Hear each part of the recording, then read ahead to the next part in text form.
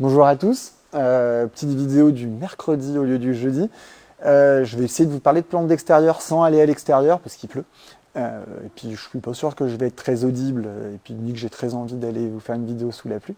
Bon, cette pluie, ça reste quand même une bonne nouvelle, hein, je vous en parle depuis longtemps. On a quand même une situation hydrique qui n'était pas exceptionnelle et qui a bloqué un petit peu, même nous, hein, de notre côté, on a un peu bloqué certaines ventes en attente de températures plus basses et d'un peu de pluie. Il faut avouer que là, depuis 10 jours, c'est un peu mieux. Il n'y en a pas des volumes de pluie énormes. C'est pas réannoncé pour après, mais globalement, quand même, les sols sont travaillables.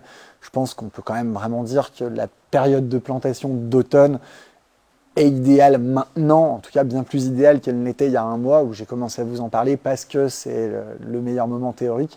En pratique, voilà. À savoir, j'ai eu pas mal de questions sur le fait que est-ce que décembre peut être un bon mois. Honnêtement, vu les conditions climatiques actuelles, je l'ai peut-être déjà dit, mais je le redis, je sens que le mois de décembre va être un super mois pour planter, parce que vu qu'il n'y a pas l'air de vouloir faire froid, que l'humidité va être résiduelle et tout, voilà, la théorie qui donne des mois de plantation, c'est bien gentil, mais on se base aussi sur les observations, et il y a quand même des grandes chances pour que cette année, décembre, soit un mois de plantation intéressant. Ce qui m'arrange pas des masses parce qu'on a commencé un petit peu le transfert du magasin ici vers Glazé et qu'en décembre on va l'accélérer forcément si on veut pouvoir ouvrir sur la fin du mois de janvier. Mais bon, on trouvera bien un moyen de vous trouver tout ce qu'il faut, de gérer, de jongler. Il n'y a pas de problème là-dessus. Je suis pas spécialement inquiet. Du coup, de quoi je vous parle? Je vais vous montrer juste c'est des points que j'ai déjà abordés sur les amendements, sur les engrais. C'est des vidéos qui avaient bien marché et on m'avait redemandé un peu de précision. Et vu que je suis à l'intérieur, je vais un peu vous montrer les différents types d'engrais qu'on peut utiliser. À savoir que l'engrais à l'automne a quand même moins d'intérêt que l'amendement. Et vous parlez d'engrais racinaires, ça va être un peu technique, c'est pas votre délire, je suis désolé. C'est une vidéo qui a un petit peu pour objectif aussi d'élargir les choses et de vous interroger sur la meilleure pratique, parce que c'est aussi du cas par cas, selon le sol, selon beaucoup de choses. Pour ceux qui n'ont pas suivi les vidéos d'avant, un engrais, un amendement, c'est deux choses très différentes, même si dans l'imaginaire collectif, c'est la même chose. Souvent on dit est-ce que je mets de l'engrais, du fumier? En fait, les deux. Un engrais, c'est quelque chose où vous amenez. Alors, avant, on amenait des matières minérales qui étaient directement assimilables par la plante. Maintenant, on peut les amener sous forme organique. Mais dans tous les cas, on amène quelque chose directement à la plante. Je prends souvent l'exemple, en fait, vous donnez une cuillère à un bébé, hop, vous lui prenez de la nourriture, vous lui mettez dans la bouche. Un engrais, c'est pareil avec la plante. Vous mettez quelque chose, la plante le prend. Si elle n'en a pas besoin, ça s'en va. C'est gaspillé. C'est pour ça que mettre des engrais type engrais bleu, type engrais de pousse, maintenant, ça sert à rien. La plupart des plantes ne poussent pas. Alors ok, octobre, elles ont beaucoup poussé, mais c'était assez anormal. Donc un engrais, la plupart du temps, son objectif, c'est de faire une plante plus grosse, plus poussante, en meilleure santé, parce que finalement, vous amenez des éléments qui vont l'aider à se tenir en vie, mais en aucun cas quelque chose qui va perdurer sur le long terme. Voilà. Donc c'est quelque chose qu'on répète d'année en année. Il faut savoir que la consommation d'engrais en France est quelque chose, je n'ai plus les stats exactes en tête, mais on vend genre 5 fois plus d'engrais que d'amendements. En vrai, il y a quand même quelque chose d'un petit peu déconnant là-dedans, parce que l'amendement, je vais vous expliquer ce que c'est, devrait être le parfait complément de l'engrais, et ça devrait être du moitié-moitié, en tout cas pour les plantes de pleine terre. Un amendement, vous amenez rien d'assimilable directement par la plante. Un amendement, c'est un terreau, c'est un compost, c'est un fumier. Dans un compost, dans un fumier ou même dans un terreau, il n'y a pas de, à part si le terreau est enrichi en engrais, mais je ne vais pas compliquer les choses plus qu'elles le sont déjà, vous apportez rien à la plante directement.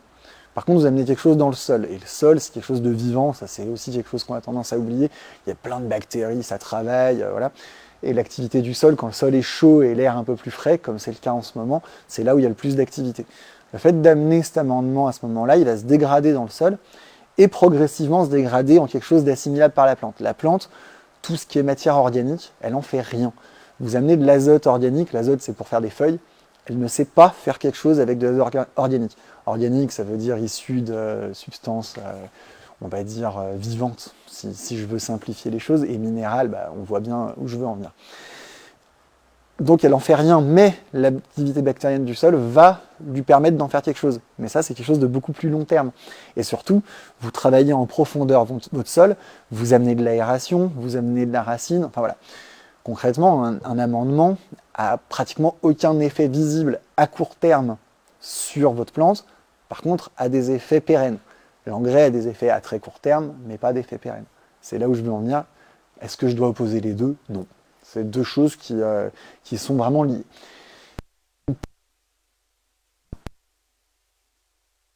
Les engrais, je voulais à condition que j'arrive à retrouver le sac, et ça c'est quand même pas une mince affaire, parce que j'ai pas regardé ce rayon de moment. Ah, le voilà. Voilà. Ça c'est un engrais. Il s'appelle engrais plantation, rempotage et semis. C'est quelque chose qu'on va utiliser notamment pour les semis, mais aussi en plantation, hein, vu que c'est écrit dessus. L'idée, en fait, quand vous regardez une boîte d'engrais, je trouve que c'est intéressant, je le fais avec beaucoup de clients ici, je ne l'ai jamais fait en vidéo.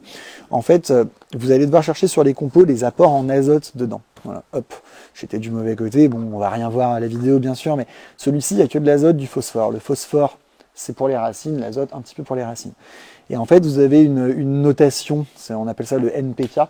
Alors là, il n'y a pas de K dans celui-là, le K, il est là pour faire de la floraison. C'est quelque chose qu'on amène pour la floraison. Et là, c'est un 10-40.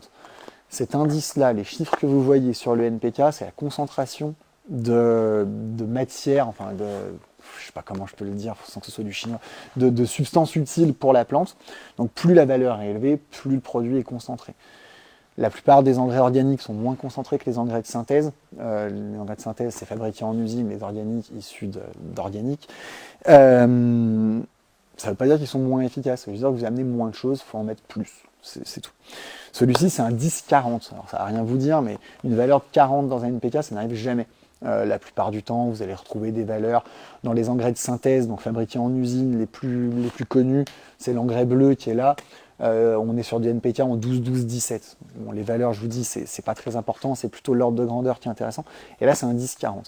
Ce 40 en phosphore, c'est un truc qui va faire de l'activation racinaire. Ça veut dire qu'indépendamment de la qualité de votre sol, votre plante va produire plus de racines. Alors, si elle est dans un sol de merde, elle va avoir du mal quand même, mais elle va en produire plus.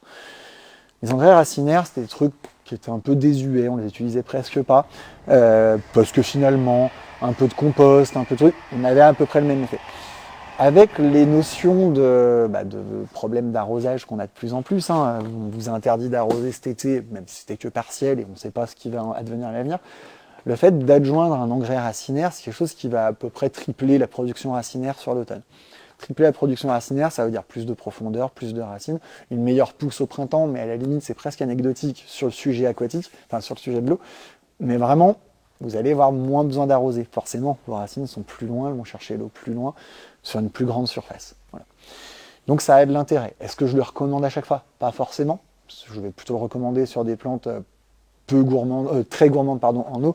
Sur du méditerranéen, par exemple, ça n'a strictement aucun intérêt de mettre un activateur de racines si le sol est bien préparé. Voilà. C'est hyper général. J'effleure à peine le sujet et j'ai conscience que c'est déjà très long et ça peut peut-être même être assommant. Après, moi, je me tiens dispo. C'est des sujets qui m'intéressent beaucoup depuis des années, notamment le combat sur les engrais bio, pas bio, etc. Si c'est des sujets qui vous intéressent, qui vous perdent, voilà, en termes d'environnement, tout n'est pas noir ou blanc. Et ça, c'est vraiment, je suis à dispo pour vous expliquer ça. Mais j'avais vraiment envie de faire ça, quelque chose de très technique, parce que c'est des sujets qu'on n'aborde jamais. Honnêtement, en magasin, j'ai pas toujours le temps de l'aborder de manière aussi précise que ce que je peux faire en vidéo. Mais voilà, je trouve que c'est super important. On a des sols dans la région qui sont de qualité assez exécrable pour des plantes d'ornement en tout cas. Pour de la vigne, ça va, mais pour le reste, c'est plus compliqué. Donc le travail du sol est souvent sous-estimé, à tort. Il vaut mieux mettre du budget dans la qualité de votre sol que dans votre plante. Acheter une énorme plante et la planter n'importe comment, autant prendre une petite, la planter comme il faut, vous aurez un meilleur résultat à moyen et long terme. Ça, c'est une conviction que j'ai et ça vous coûtera moins cher. Voilà. Donc vraiment, c'est un point hyper important et sous-estimé. Ouais, je l'ai déjà dit 3 fois, mais c'est pas grave. Voilà. Et en dernier point là-dessus, sur toutes ces parties-là, qu'est-ce que je veux dire? Ouais, privilégier l'amendement, même si j'ai dit que c'était complémentaire, si pour des raisons de budget, les engrais ça coûte des fois un peu de sous, et puis les prix ont tendance à augmenter parce que tout ce qui est synthétique ça a beaucoup augmenté, il y en a qui sont faits en Russie et tout. À choisir, l'amendement est toujours préférable de bien amender un sol que de fertiliser régulièrement, financièrement et du point de vue de la plante. Vous savez, c'est cette espèce de dicton, donner à manger à quelqu'un une fois, il aura plus faim une journée. Apprenez-lui à faire la cuisine, il mangera toute sa vie. Bon, moi, j'ai jamais appris à faire la cuisine, mais c'est pas grave. Mais ce que je veux dire, c'est vraiment ça dont il s'agit. Si votre plante est dans un environnement propice, si régulièrement vous amendez vos sols, si régulièrement vous lui amenez des meilleures conditions de pousse, vous serez mieux récompensé que si juste vous visez de lui faire des pousses d'1 mètre une année et que l'année d'après elle se retrouve en carence parce que finalement il n'y a plus rien et que vous n'avez plus envie de redépenser de l'argent dans l'engrais. Voilà. L'idéal c'est les deux, mais mon monde idéal où tous mes clients ont des budgets no limites, je crois qu'il n'existe pas, même si ce serait vraiment chouette. Mais voilà, on s'adapte en tout cas à vos besoins, à vos demandes et c'est important. Voilà, et puis c'est tout. C'est tout. Si, gardez en tête qu'on a les hivers les plus froids de France dans la région et les étés les plus chauds. Ça, c'est aussi pas très connu. En plus de sols pourris, on a quand même une région qui se prête très très mal à la culture ornementale, du fait qu'on a des sols hyper argileux, hyper lourds, dont j'ai déjà parlé. Mais on a aussi des hivers très froids. Quand il fait des pics de froid en France, c'est entre chez nous et l'Alsace. Et quand il fait très chaud, c'est entre Bordeaux et chez nous. Il fait moins chaud dans le sud de la France quand il fait très très chaud qu'ici. Et il fait évidemment beaucoup plus froid. On a des ordres de valeur, on a des minimales historiques ici à moins 17, moins 18. Alors ça n'arrive pas tous les jours, mais ça arrive. Et des pics de chaleur à 41, 42. Ça fait des décalages de 60 degrés. On a beaucoup tendance aussi à oublier cet aspect-là.